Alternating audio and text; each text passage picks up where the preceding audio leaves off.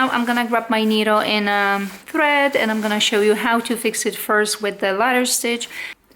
I will be sewing on the right side of the jacket, and for this sewing technique, make sure to zip up the invisible zipper all the way up, and this hole, this rip could be easily fixed even if you don't know how to sew. I have my needle and a thread with the knot already made at the end.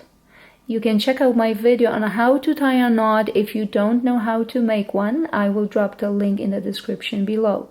Now start sewing by inserting the needle inside one folded side and pulling it up to the right side. And follow the old stitch, so this way the knot will stay hidden and the seam will be more secured in the end. Now I'm going to go across to the other side of the hole and insert the needle along the top edge of the fold. I'm going to pick up a small amount of the fabric along the fold and poke the needle back out.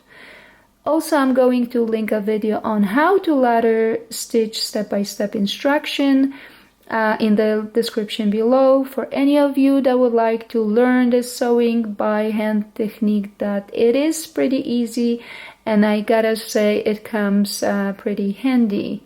You never know when you're gonna need it. We'll continue with the small stitches, going back and forth between fabrics along the top edge folded side until you get to the end of the opening.